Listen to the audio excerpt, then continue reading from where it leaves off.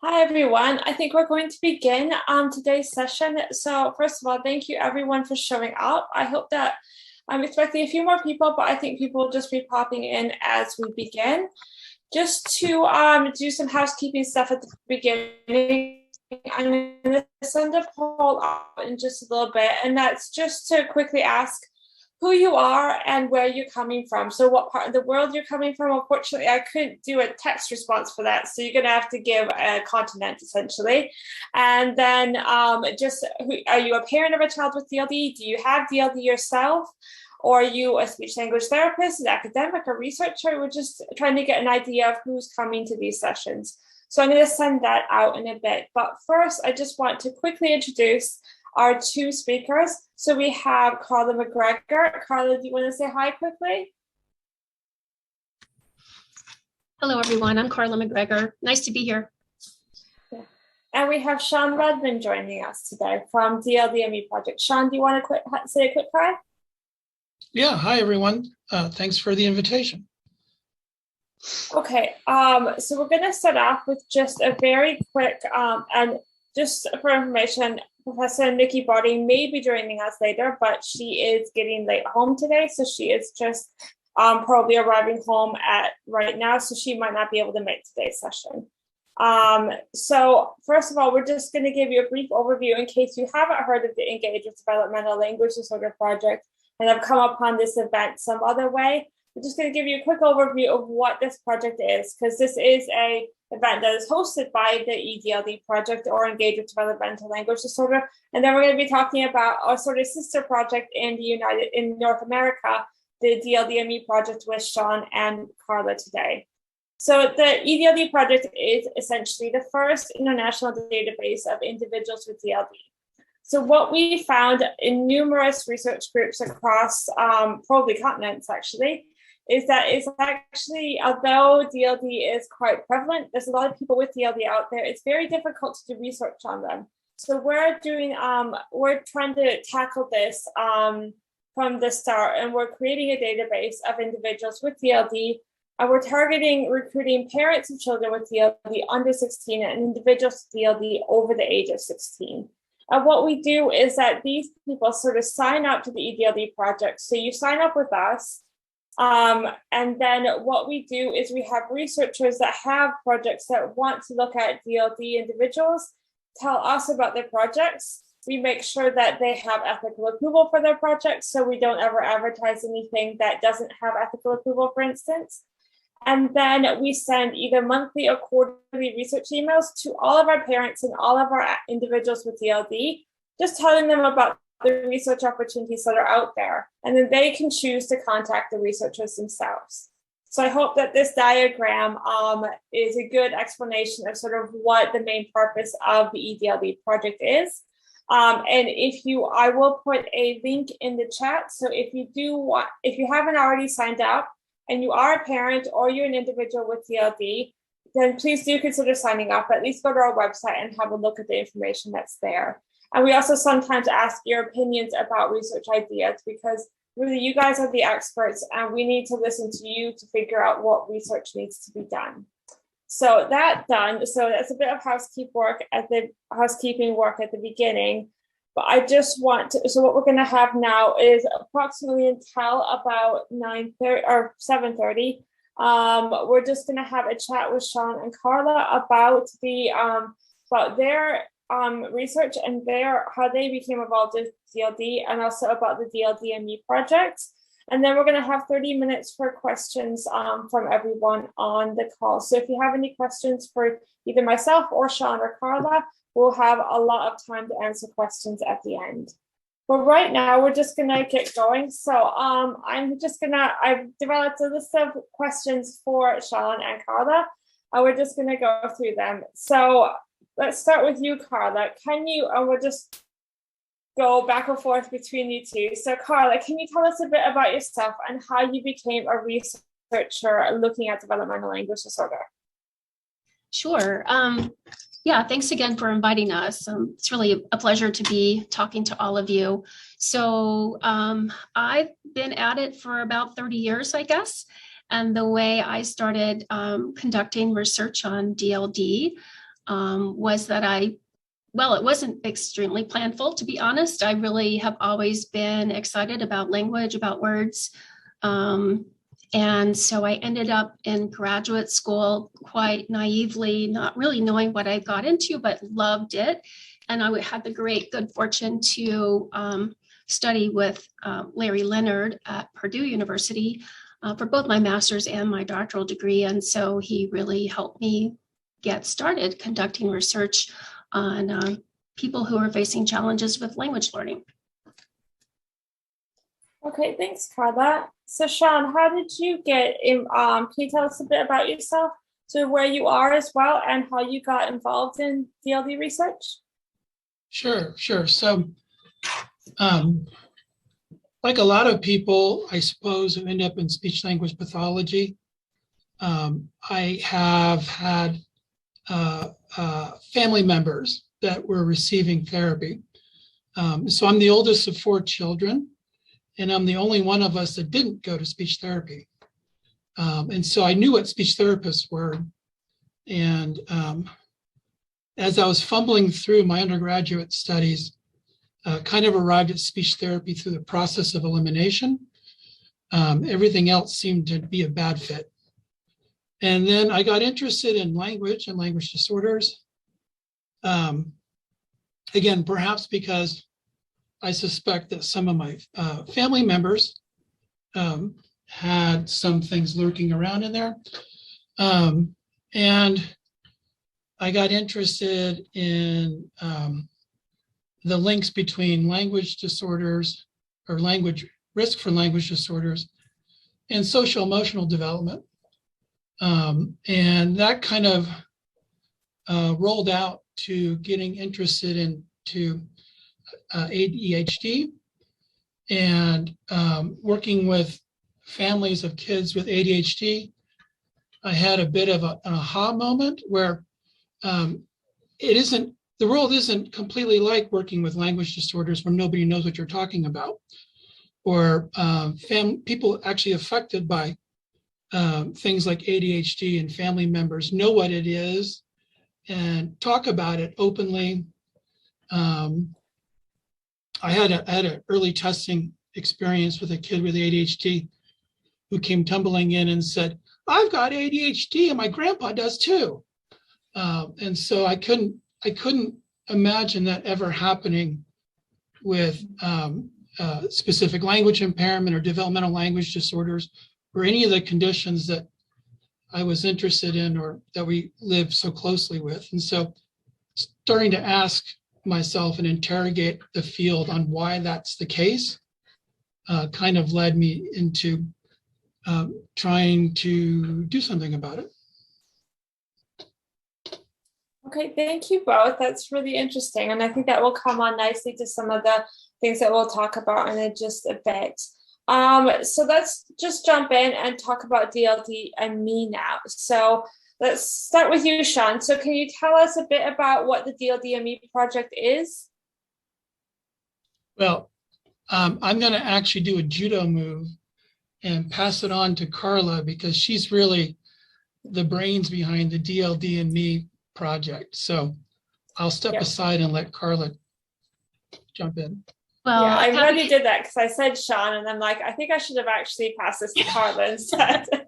No, there's not a way to go wrong there. It really is a group effort. So in fact, the way we got started is Sean and I and a wonderful parent / colleague. She's a speech language pathologist, but she's also the parent of a child who has now a young woman who has DLD. So Sean and I and Jody is her name, did a talk at ASHA. It was a long time ago now, wasn't it, Sean? Maybe 2016, 2018. I don't know. It was a number of years back. And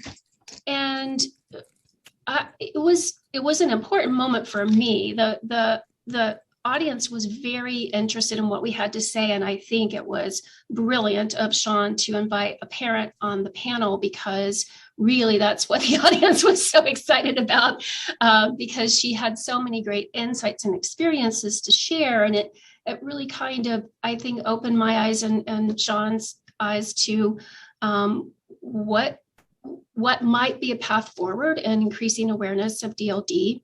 And so after that meeting, after that conference, we asked Jody if she would join us in setting up something. We weren't exactly sure what the something was at the moment, but what we landed on was what became the DLD and Me website.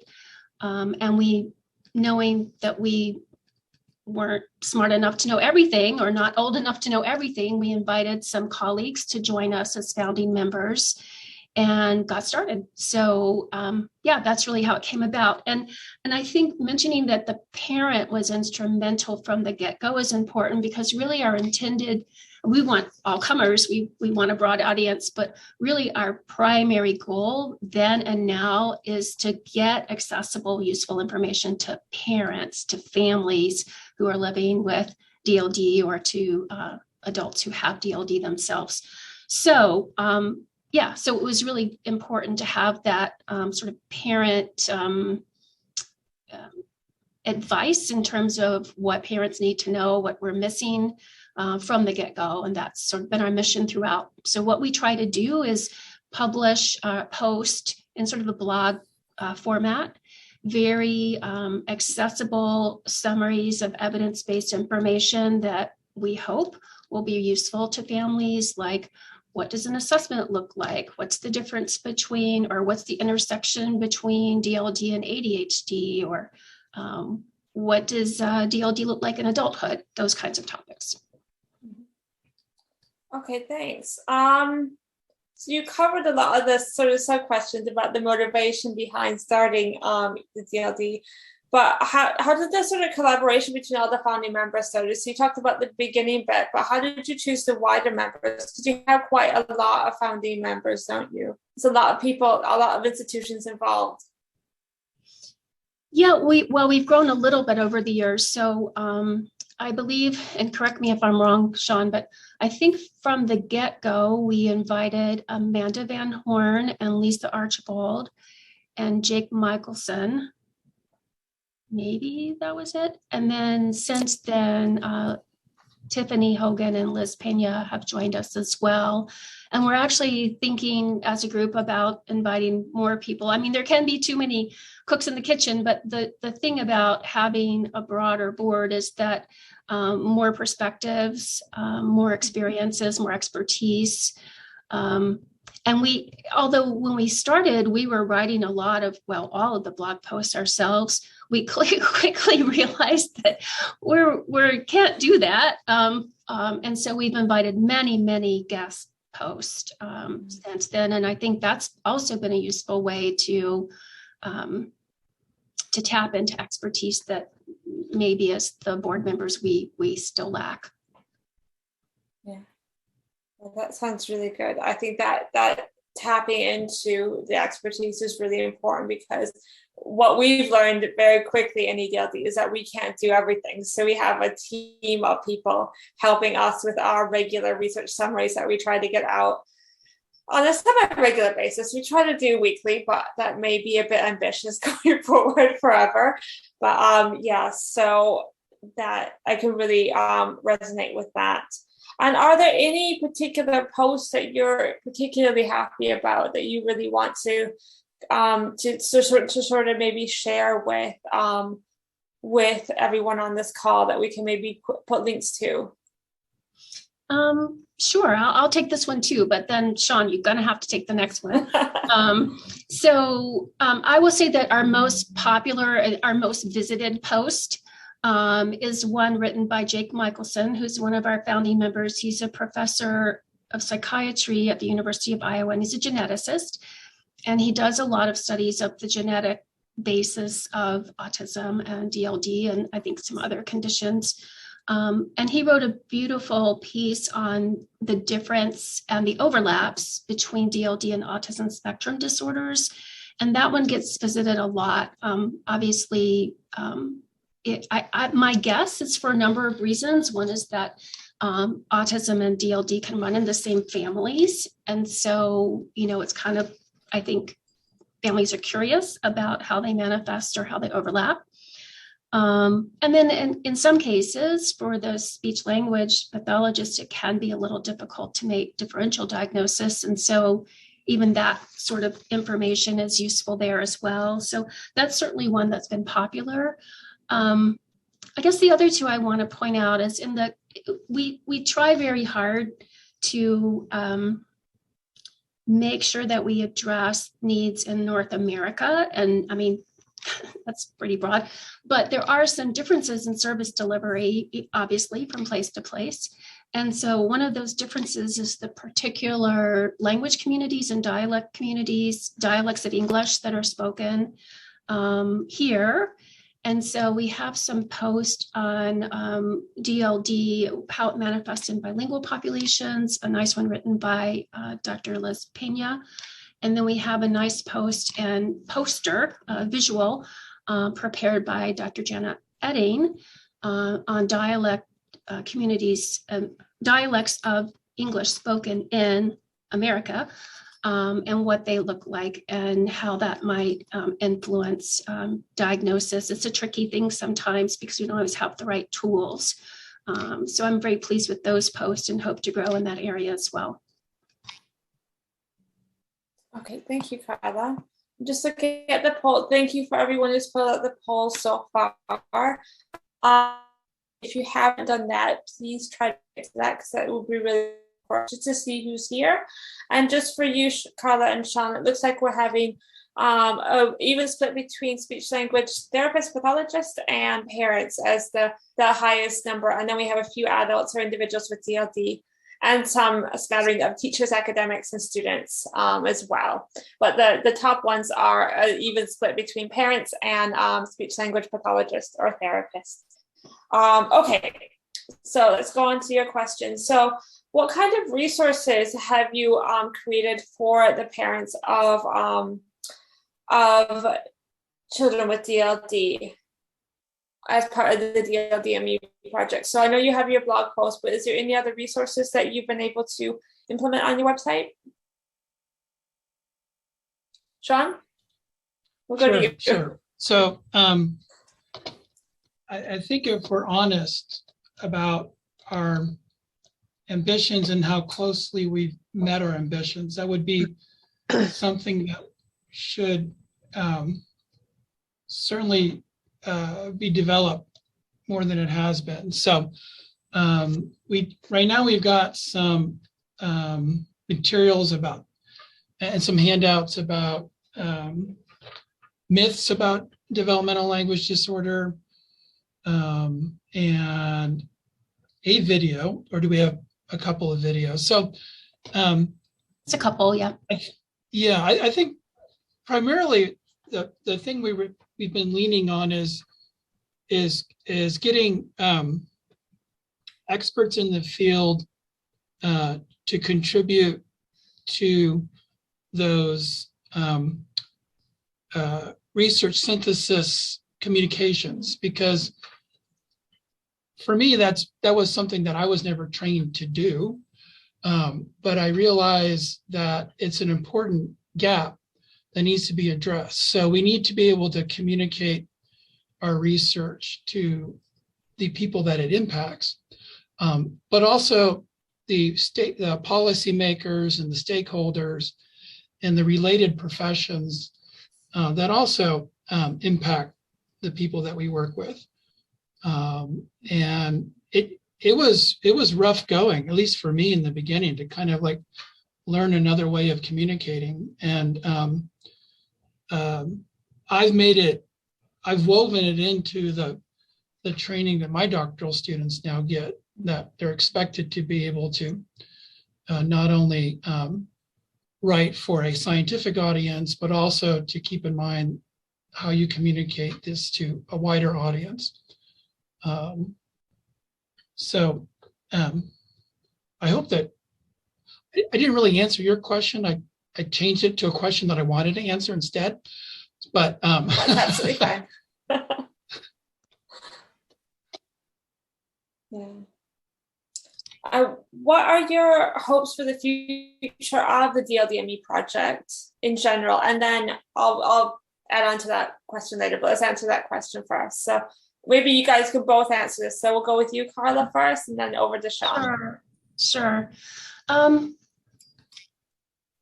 Well, some of the hopes are continuing in what we've started to build. So obviously we want more content. We want to address gaps in understanding or information so that families have the knowledge that they need to help their children and to support their growth and development. So obviously we want to continue that. I really do think that it would be useful to develop more collaborations. That's one reason why we're really excited that we're partnering now with you all, engaged with DLD. In fact, early on, we had discussions about whether we should add to the DLD and Me website some sort of portal for registering volunteers who might want to participate in research. And we thought, we're a voluntary group and we barely eke out our blog posts on a regular basis. And so why don't we keep doing what we do as well as we can and improve upon it, but partner with other groups who are pursuing a complementary mission instead of trying to be all things to all folks. And so we're really happy with the collaboration with you. We're also and I know you have too, been talking with the DLD project in Australia, those folks, and seeing what we might do there together. Mm-hmm. So, and I think that's a very healthy thing, right? Because then we have some international connections. So I would say increasing our content, filling our information gaps, doing better at what we do, and growing some partnerships would be a very useful future. Mm-hmm. Yeah, and I have to say on behalf of everyone at Engage with DLD, myself, Sue's in Australia, who is now on our board, as well as Nikki, we're all very, very pleased that we're able to partner and hopefully able to grow the Engage with DLD project and be able to help facilitate research in other countries too, because thus far it mainly has been a UK-based recruitment as well as studying advertisement, but I'm hoping that will start changing. And I think the US is currently tied with Australia for the highest number of overseas signups. I should say overseas, I should say international signups, or other countries besides the 3 countries that make up the UK, or 4 countries. But for some reason, we have nobody. If anyone's from Northern Ireland here, please sign up, because we do want our first Northern Irish EDLD member. For some reason, they just haven't come yet. But Sean, let's go to you. So what are you hoping for the future of the DLD and Me project? Well, I think as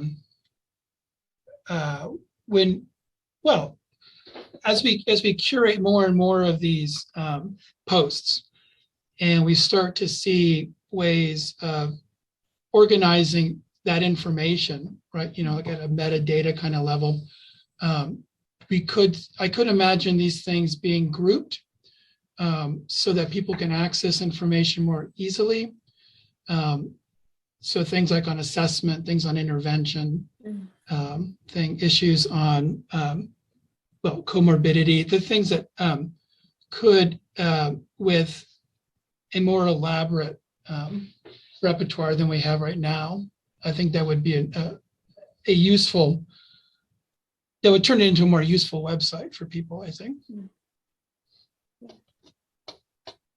Yeah, I think, the website usability is something that we often think about with our website as well. And I think, definitely being able to group things together is something that we actually changed on our website quite a while ago now, when we've had 2 websites already in the year and a half we've been launched. And that is something that I think has helped with our organization of our, because I should say that the Engage with DLD project does straight out summaries of research. So you guys do blog posts that explain, I think they're quite complimentary, because you explain more of a field in your blog post, whereas we take one research article and then try to distill it down to the bare bones and then put that on our website on a regular basis.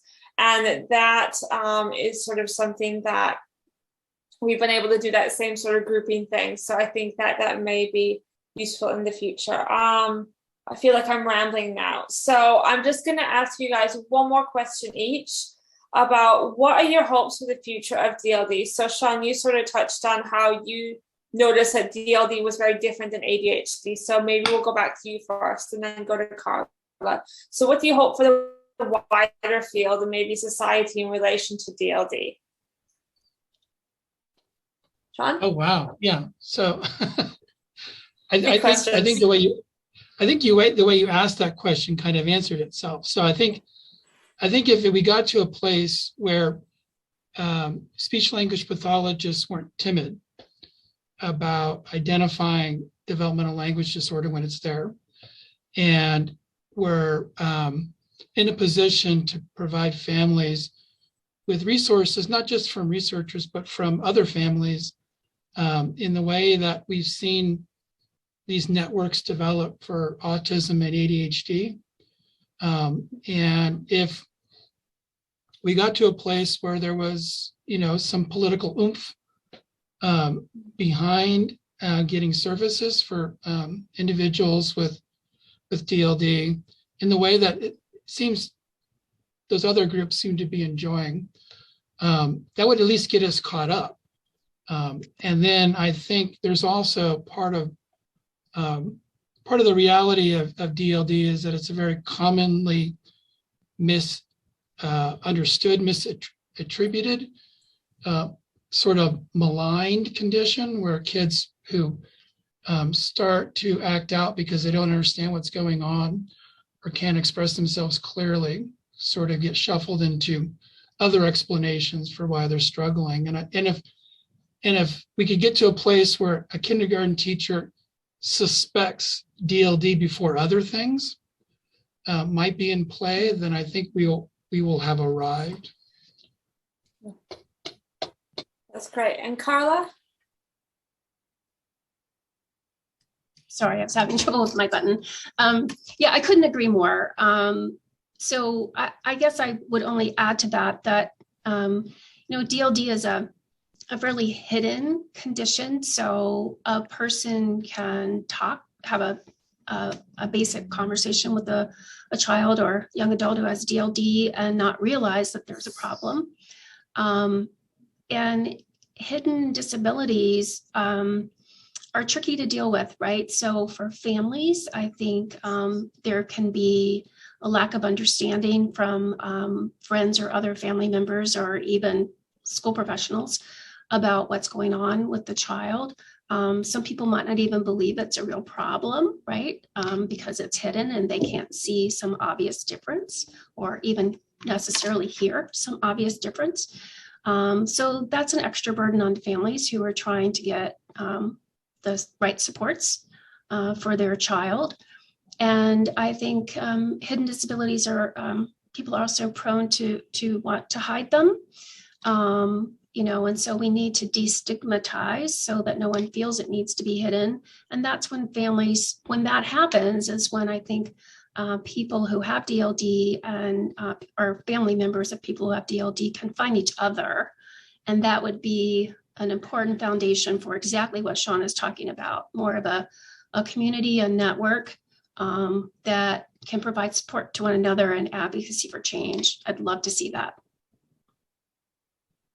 Yeah, I think that is really important. And that is sort of what we're eventually hoping that maybe these events can start doing, is bringing people together. And that said, we're at past now. So what I'm going to do now is I'm going to turn off the recording because I'm going to open it up to you guys' questions. You can see a lot of really interesting questions in the chat already. But if you guys want to put your hand up, please do so. And then you can talk without worrying about being recorded and then being put on a website later. So I'm just going to turn off the recording right now.